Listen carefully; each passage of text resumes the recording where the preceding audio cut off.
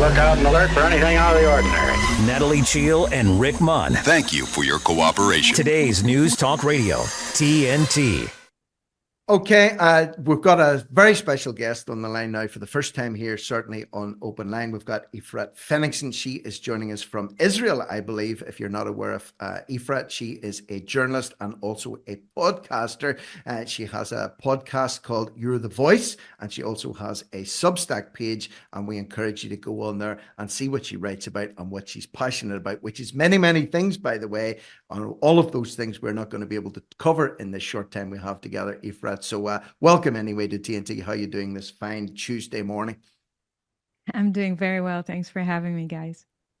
It's a pleasure. It's a pleasure. Some of the things that we are down to talk about, CBDCs, digital IDs, those things don't seem to be going away anytime soon. And of course, Bitcoin, which is becoming very, very, how would you say, seeded into the minds of the public. Those in the know have known about it for quite some time. Cryptocurrencies, if you were smart enough to invest in Bitcoin back in 2011 at $1 for a Bitcoin, you'd be sitting on a very tidy profit. Right now, it hit $76,000 yesterday. So that's quite a return, Efrat, $76,000 for $1 invested. Some very happy investors out there. But I want to talk about it because some people are very skeptical about it. And I must admit, I am one of them. However, I keep an open mind with all investment classes. And I want you to convince me why I should do Bitcoin. And I'm going to try and convince you why you should be cautious about it, in love, of course. So why? Okay, let's start there. Actually, it's $72,000 per Bitcoin. That was the all-time high that was reached, and not 76 yet, but I think we're going to get there very, very fast. We'll get there tomorrow. Yeah, so you were mentioning how people that have invested early on are probably lucky right now. It's correct. However, that's one of the reasons why people are afraid to come in, because they think it's too expensive. So the first thing that people are probably not aware of is that one Bitcoin is divided to 100 million small parts, which are called Satoshis. So you can buy a Bitcoin for £1,000 if that's all you have. So yeah, it will be more expensive than it was a year ago or 12 years ago, but you're still going to get a cut in it. And later on, it's going to be even more expensive because we're just before an event that's called the halving event, which means it happens around 20th of April. And it means that after that event, you're going to have half of the quantity of Bitcoins that is going to be manufactured or produced per day, mined per day. And because there's less Bitcoin on the market, the price is going to go even higher. So now is actually a good time to come in if you want to enjoy the rise of the Bitcoin value referred to the US dollar value or the pound value. But if you want me to convince you, then I guess what I need to say is that this is probably the best asset we've seen, and it's slowly demonetizing all the other assets out there, including silver, including gold, including real estate. Everything is dropping in value in relation to the Bitcoin. So the Bitcoin is basically becoming stronger, and all the fiat currencies that we know, like the US dollar, the euro, the pound, the shekel, everything is going to go down in value in reference to the Bitcoin. So Bitcoin is going to become probably, hopefully, the next standard on which we operate, just like we operated on a gold standard for many, many, many years. Bitcoin is hopefully going to replace that. People think that Bitcoin and crypto are the same. And yes, while Bitcoin is a type of cryptocurrency, it's not the same as any other currency. And that's an important distinction to make because all of the other cryptocurrencies do not have the same properties that Bitcoin have. It's a completely decentralized, secure network, one that cannot be seized by any government or any institution. And that is super important to understand. All the other ones that have a father and a mother, an office and a CEO can somehow be choked, be manipulated, be seized, and Bitcoin cannot be. It's completely decentralized, just like the internet is, right? The internet works on a large web of many, many servers. And so even if you take it down in one place, you have redundancy in other places, and it will not go down entirely unless there's an electricity outage everywhere in the world at the same time for a long, long time. And if that happens, then we're all doomed anyway, because we rely on electricity and internet in our modern lives today. So Bitcoin is a highly secured, highly decentralized system where you can store your energy and your value and your assets and your wealth. It's the most sophisticated digital savings plan, I would say. Okay, if you want to guard and hedge your money from inflation and from all the different diseases and pandemics of the fiat currency world, you want to put that in Bitcoin to preserve its wealth and also see it go up with time. That's just a few arguments, but there are many more. I was going to say, not just you can say your piece in this one, but I like two words that you said. In particular, Efrat, because they're words that I don't hear very often when people are trying to promote Bitcoin. You said hopefully and probably. Okay. And if you've ever worked I used to work in financial services for a very, very long time in wealth management. And you could certainly position a product towards people and say, listen, here are all the possible positive outcomes for this. But also there are negative outcomes with every investment class, whether it be gold, whether it be fiat currency, whether it be Bitcoin, whether it be other cryptocurrencies. Sure. There's risk with everything. And I think what's very important is what you said is it certainly looks like this is an alternative to fiat currency. Fiat currency is definitely on its way out. A lot of very prominent analysts that I've had on the show here, it's very polarizing. Some people swear by Bitcoin. Other people who I respect very, very much indeed say, listen, I'm avoiding that one because I'm just not convinced about it. I have a little niggle in my stomach about it. So what's important is what you said is it looks like this is the way forward. It looks like this is going to the moon, because they keep saying Bitcoin's going to the moon, and maybe it will. I'm not saying that it won't, but there's a chance as well. If you look at the volatility of the investment, if you look at the graph there over is even volatility the last 2 in the years, short volatile run. as hell. Correct, Rick, but it's volatile in the short run, and it's volatile versus the dollar. When you look at the long run and you look at 3-4 year cycle, it's on its way up. Since its inception 14-15 years ago, it's only gone up. So you have short-term volatility, but if you look at it as a savings account, you put your wealth there and you're not touching it for the short term. You're not in it for the trade. You come in just to sell it in a week or a year. But you understand, you need to do the research for Bitcoin. Bitcoin requires you to learn. And this is something that we have forgotten. And those of you, your listeners that know me and go to my Substack or my podcast, you understand that I go deep on things. So you need to invest a few good hundreds hours to read some books and listen to some podcasts or watch some YouTubes to really understand how this system works. In fact, in order to get Bitcoin, you have to understand how money works, how fiat works, and how we're being constantly stolen from. The governments, the institutions are stealing. They're thieves. They're stealing our money all the time through inflation, through taxes, and we allow it to happen. We give our power away. Now, there are just fights out there by good people wanting to fight to keep cash alive. And cash is important because it enables privacy. However, cash is the same fiat system that is sick, that is rotten, that we have to get rid of anyway. So, we want to keep cash, but we also want to be smarter. How do we opt out of a system that is not in our favor, that is constantly debasing our money and losing its value? We have to opt out to another system that doesn't work in the same fashion, in the same principle. Bitcoin is not, there is no inflation in Bitcoin because there's a fixed quota of 21 million Bitcoins that will ever be created. The end of the mining of Bitcoin will be in 2140, which is about 100 and something years from now. And by then, you're going to have a very strong free market of Bitcoin, of demand and supply. And so the price is just going to go up. So everything I know and everything I say is based on my learning. And I really encourage people to do the same. I'm happy to hold up my hand. Good advice.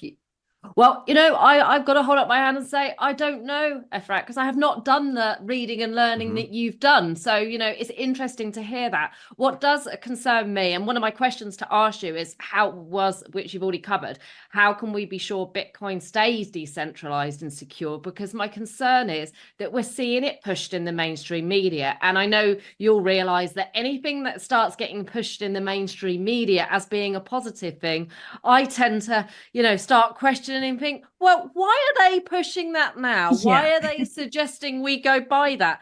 So, that's starting to make me almost think, are we right here? Are they going to be able to get some control of this in the future? Is that why the mainstream media are now trying to push it? Does that make any sense? Of course, that's a very, very good question, especially for our audiences that are more suspicious and are asking the right questions. That's a very good question. So, first of all, the reason why you see the mainstream media and the big investment firms promoting Bitcoin right now is actually because the SEC in the US has given formal approval for a lot of investment houses, such as BlackRock, which we don't like so much, to issue what's called an ETF. So an ETF is a paper that mimics the value of Bitcoin. Basically, they buy Bitcoin, they buy the actual asset, and they issue the paper to their public so that they can invest in it through those financial vehicles. Now, these vehicles, while they make the asset very popular and they make the price go up, are not the asset itself. But since they are in the game now and the SEC have approved it, there are many financial houses and investment houses that are doing that right now and selling to the public Bitcoin through ETFs. It means that the popularity is going up. It means that they have to promote it. It means that people want to share in it. They are too afraid because they haven't done the work and the learning in order to buy the asset itself, which is what's right to do. You want to hold the actual Bitcoin in your old cold wallet, physical wallet, instead of having BlackRock hold it for you, because the fine print, if you look at it, of the ETF says that if there is a crash or any type of financial crisis, BlackRock and the others, for your ETFs, they are able to refund you with fiat instead of Bitcoin. They will not give you Bitcoin if something goes badly. So you're not really hedged in that. Anyway, it's still a good financial tool, and that's why they're promoting it. But the fact that they are promoting it and the fact that they are in the game should not make us worried to go into it as well. Why? Because Bitcoin, to your question, stays decentralized even if they're in the game. Because of the architecture and the design of the network, they cannot seize it. They cannot take control over it. They cannot buy as much Bitcoin as they want. Most of the Bitcoin actually is already in the hands of individuals that are not selling and haven't been selling for a very long time. If you compare it to other assets, you'll see that the number of months that people are sitting on their money in Bitcoin is very, very long. They're not selling, and they're not going to sell it to BlackRock or to anyone else before it hits maybe $1 million per Bitcoin or something like that, and people get really, really rich. So they cannot take control over the system, and it stays decentralized because more and more people like me and others that are doing the work on Bitcoin are opening and setting up their own nodes. So I can go tomorrow morning and open my own node and then have my Bitcoin stored in my own node, and no one can take it from me. It's mine. It's private property. They cannot seize it. And there are thousands of nodes like that in the system that are by the people, that we own them, not any bank, not any central entity. So they cannot centralize that power. It sounds like you're saying that they see it as a threat and they're trying to get on in the action in their own way. It's exactly what it is. It's exactly what it is. They can't stop Bitcoin, so they're joining. And they may think, because of their hubris, that they're going to take it down, but they can't. They'll face the reality when shit hits the fan and they try to manipulate the network somehow. The only thing that can happen is the more volatility and more prices going up and down, but they cannot break it. They cannot take it down. They cannot hack it. I mean, they can try to hack it. It's been tried a few times in the past 15 years. It never succeeded. It's the most safe network out there, the internet network that is out there. So let's see. It's going to be interesting, that's for sure.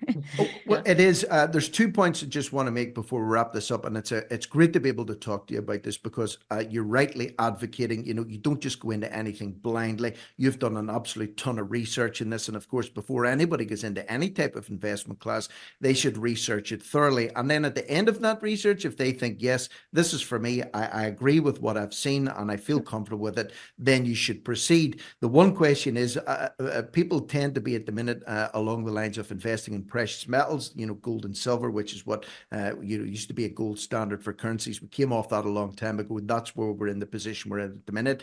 The attraction to that is that gold and silver are tangible assets, okay, or property, something they can actually live in. This Bitcoin thing is something that exists out there in the internet in a little node somewhere, highly secure. Nobody can get at it, but it's a node. And all this talk these days, and what I think people should factor in is, if you can't access the node, then what do you do to try and get your Bitcoin? And you say, well, there's ways around that, but I don't know what's coming down the line, Efrat, to be honest. Nobody knows for sure.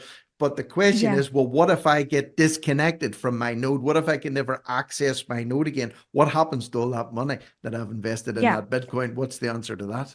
So that's a good question. So actually, it's not the node that allows you to have your privacy. It's the private keys that you hold. Mm-hmm. Everyone has their own private keys. And once you have your private keys, you can even memorize the recovery words to your private keys, memorize them in your brain and throw it away. And all you need is just your memory. That's all you need. But if you don't trust your memory, there are many other safety and security mechanisms to secure your recovery words and store them in several places so that you can always reach out to them.